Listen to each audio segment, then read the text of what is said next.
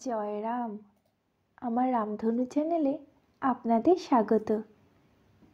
গুরুদেবের শ্রীচরণে শতকোটি প্রণাম। ঠাকুর সকলে মঙ্গল করুন, সকলে চৈতন্য দিক, এই প্রার্থনাই করি। আশা করি আপনারা সবাই ভালো আছেন আর ভালো থাকবেনও। এই চ্যানেলে যদি কেউ নতুন হয়ে থাকেন তাহলে চ্যানেলটি সাবস্ক্রাইব করে পাশে থাকা বেল বাটনটি প্রেস করে অল অপশানে ক্লিক করে দেবেন। তাহলে আমি যখনই নতুন কোনো ভিডিও দেব আপনারা সহজেই পেয়ে যাবেন।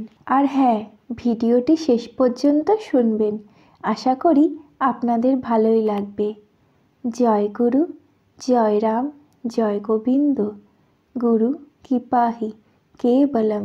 নিজে শান্ত না হইলে শান্তি পাওয়া যায় না। মানুষ শান্তি খুঁজিয়া বেড়ায়, কি কি কৌশলে যে উহাকে লাভ করিতে হয় তাহা জানে না।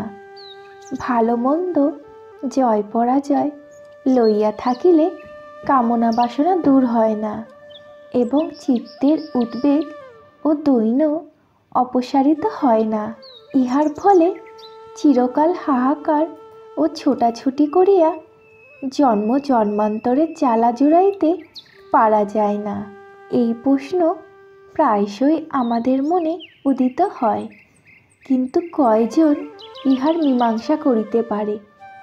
তিনি বলেন, নিত্যবস্তু বা স্বভাবের সঙ্গ না করিলে দুঃখের হাত এড়াইবার আর কোনো অন্য উপায় নাই।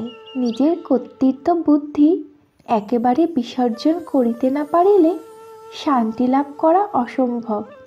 নিত্যবস্তু কি? যাহাকে কোনো প্রকারেও ত্যাগ করা যায় না, তাহাই নিত্যবস্তু। যাহাকে ধরিয়া থাকিলে পাপ তাপ দুঃখ যন্ত্রণা ভয়ে পালাইয়া যায়, তাহাই নিত্য। এই নিত্যের সেবা করাই ধর্ম, প্রাণ নিত্য। যেহেতু তাহাকে ছাড়িয়া এক মুহূর্ত থাকা চলে না। এই প্রাণ জগতের আশ্রয় এবং যাহার ক্রিয়া বা স্পন্দনের বিরাম নাই, সেই প্রত্যক্ষ সিদ্ধ প্রাণ দেবতার সঙ্গ করিতে হয়। একটা কিছু আশ্রয় কি অবলম্বন না করিয়া সাধন ভজনে অগ্রসর হওয়া যায় না। কাজেই যিনি সকলের আশ্রয়, সর্বভূতের প্রাণ এবং সর্বব্যাপক, তাহারই আশ্রয় গ্রহণ করিতে হয়। এই জন্যই বৈষ্ণবেরা বলেন, আশ্রয় লইয়া ভজে তারে কৃষ্ণ নাহি ত্যাজে। সর্বাশ্রয়ে ভগবানের কথা তিনি অনেক, সর্বাশ্রয়ে ভগবানের কথা তিনি অনেক সময় বলিয়া থাকেন। এই আশ্রয়কেই উপনিষদে বলা হইয়াছে সর্বলোক প্রতিষ্ঠা। গুরুভ্রাতা মহেন্দ্রনাথ দাসের বাড়ি ছিল নোয়াখালী জেলায়। এই মহেন্দ্রনাথ দাসই মজফরপুরে বহুদিন ছিলেন। ফেনীতে পূজনীয় প্রমথদার বাসায় শ্রী শ্রী ঠাকুর থাকাকালীন মহেন্দ্র একদা ঠাকুরকে বলিল, ঠাকুর, এবার পৌষ সংক্রান্তিতে আপনাকে আমাদের বাড়িতে যাইতে হইবে, পিঠা দিয়া ভোগ দিব। ঠাকুরও মহেন্দ্রর বাড়িতে যাইতে স্বীকৃত হইয়াছিলেন। আমি ঠাকুরকে লইয়া ফেনী যাইতেছি। মহেন্দ্র লাকসাম স্টেশনে আসিয়া আমাদের কামরায় উঠিল। এই সময় ঠাকুর সর্বদাই ট্রেনের ৩য় শ্রেণীতে ভ্রমণ করিতেন।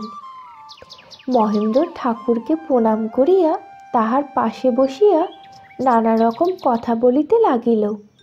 পরে ঠাকুরকে বলিল, কই ঠাকুর, আমার বাড়িতে পৌষ সংক্রান্তিতে গেলেন না তো?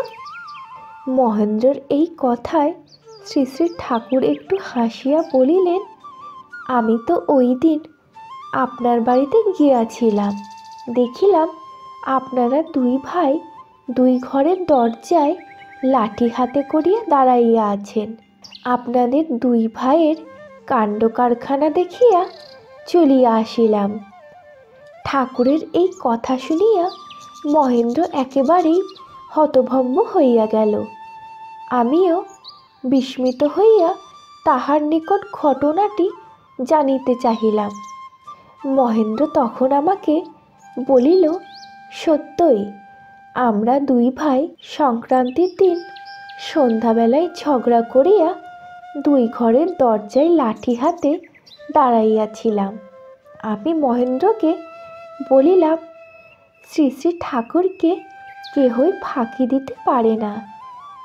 একবার রথের সময় শ্রী শ্রী ঠাকুর অনুপস্থিত। ঠাকুরের একখানি চিত্রপট চেয়ারে বসাইয়া পূজা করিলাম এবং খিচুড়ি, ভাজা, তরকারি, টক ও পায়েস দিয়া ভোগ দেওয়া হইয়াছিল। কিছুদিন পরে ঠাকুর আমার বাসায় আসিলে আমার স্ত্রী ঠাকুরকে প্রণাম করিয়া বলিলেন, আপনি রথের সময় ছিলেন না, আমরা আপনার ফটোখানি চেয়ারে বসাইয়া পূজা করিয়াছিলাম ও অন্নভোগ দিয়াছিলাম। ঠাকুর উত্তর করিলেন, রোহিণীবাবু যখন পূজা করিতেছিলেন তখন আমি তো তাহার পেছনের চেয়ারেই বসিয়াছিলাম। আপনার রান্না তরকারিতে একটু নুন বেশি হইয়াছিল, তাছাড়া সব কিছুই বেশ ভালো হইয়াছিল। আমি যখন পূজা করিতেছিলাম তখন আমার পশ্চাতে একখানা চেয়ার ছিল। ওই চেয়ারখানি ঠাকুর যে খাটে শয়ন করিতেন তাহার নিকটেই থাকিত। সত্যই ভোগের তরকারিতে লবণের ভাগ বেশি হইয়াছিল। বুঝিলাম ঠাকুর সর্বজ্ঞ, তিনি যেখানেই থাকুক না কেন আমাদের কার্যকলাপ সবই স্পষ্ট দেখিতে পান। আজকে তবে এইখানেই শেষ করছি। আমার ঠাকুরের গল্পগুলি শুনতে আপনাদের কেমন লাগছে অবশ্যই জানাবেন, আর ভালো লাগলে লাইক, শেয়ার, সাবস্ক্রাইব করতে ভুলবেন না। আর হ্যাঁ, অবশ্যই পরিবার, পরিজন, বন্ধুবান্ধব সকলের সাথে ভাগ করে নেবেন। আপনাদের সহযোগিতা একান্ত কাম্য। আপনাদের পাশে থাকাটাই আমাদের আগামী দিনে এগিয়ে যেতে সাহায্য করবে। আপনাদের মকর সংক্রান্তির অনেক অনেক শুভেচ্ছা। আপনারা সবাই সুস্থ থাকবেন, ভালো থাকবেন আর সকলকে ভালো রাখবেন। ঠাকুর সকলের সুমতি দিক। জয়।